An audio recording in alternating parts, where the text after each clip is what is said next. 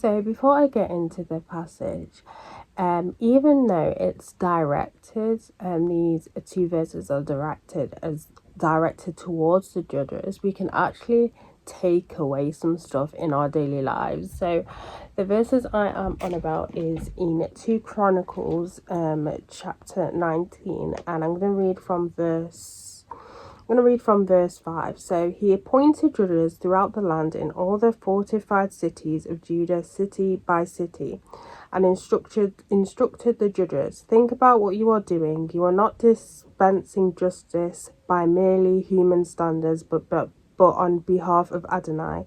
He is with you when you deliver a verdict. Therefore, let the fear of Adonai be upon you. Be careful what you do, for Adonai, our God, does not allow dishonesty, partiality, or bribe taking. So what highlighted the most out of those 2 verses is the fact that he points out that justice by merely human standards, but on behalf of Adonai. In other words, they are representing Adonai. They are representing God. And us in our daily lives, sometimes we tend to forget about things like that. And it was highlighted to me as well at home church earlier on, where one of the person that's in our home church group made the point that whatever job God puts her in, that she obviously represents Adonai, and she does the job really well because she's a representative of God, and you want to look good for, to highlight, God and everything. That's how we represent God, is by our fruits of the Spirit and how we act and how we kind of do our daily life sort of thing. So it's that sort of thing that we have to be representative in everything that we do and think, actually, what I'm doing here, does it represent God in a good light, or does it not represent God in a good light? And also, depending on your jobs as well, or whatever situation, you may have a situation that may occur where you may have to kind of have that kind of, you could be a manager, for example. You could be a manager and you could have a worker that's done something, and you've got to then it's got to get, what's it is where do I give them a warning, or do I not give them a warning? That kind of situation. You may come across, or whatever thing, at some point in your life you may have to kind of make a decision, and that decision that you make, is it something that that would put God in a good light? Because obviously, hopefully hopefully everyone knows that you're a Christian, because that's the whole point of being a believer of Jesus, is that we spread the gospel, we spread the light of God. So hopefully wherever you are already, that they know you're a Christian. And if they don't, then that needs to be changed. That needs to be changed. It's like in your workplace, everyone should know that you're a Christian. Wherever you walk, everyone should know you're a Christian. Your family members and stuff, like, the people around you should know that you're a Christian. The ones that you see every day, not necessarily the people you see kind of just on the street and stuff, but your intimate people that you see on a daily basis, which be family members, distant family members, as the workplace is a big one. So with them knowing that you're a Christian and everything like that, you need to then show, actually, this is what it's like. This is what it's like to be a Christian. This is how God teaches me to act. And if we don't act in accordance, then we're not representing God in a good way. And people will look at us and think, is this all of how Christian people act? Is this how they all act and stuff? Which isn't great if it's a negative thing, because sometimes when it comes to people and Christianity and stuff, sometimes they could have misconceptions about Christian people and think, you know what, I'm not even going to bother doing it. I don't believe it. I think the people are awful and stuff. And if they meet that one person that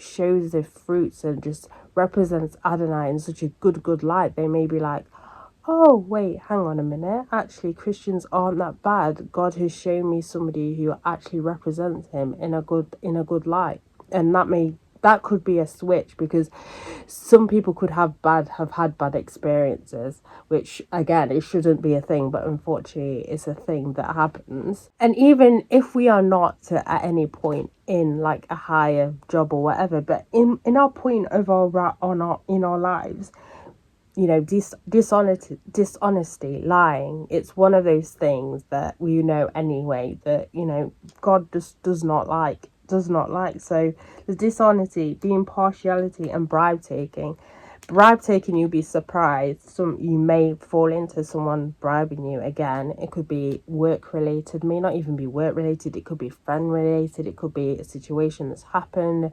Someone could be asking you, oh, can you be a false witness for me, you know, I kind of got in trouble with the police, I mean, I don't have an alibi, but can you be an alibi anyway, because, you know, you'd really help me out, you know, that kind of thing. We can still take into our lives of not to necessarily do. So even, as I said, even though these verses are pointed to the judges, it's also a look to us and a reminder to us that we are representing Adonai.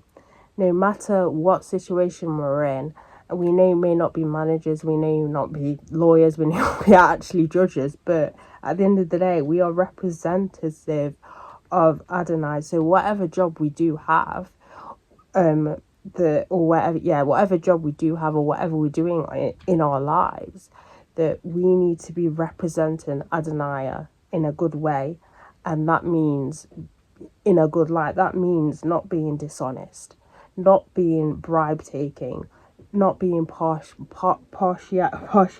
It's all these things and others and more, like, you know, harshness, rudeness, that kind of thing.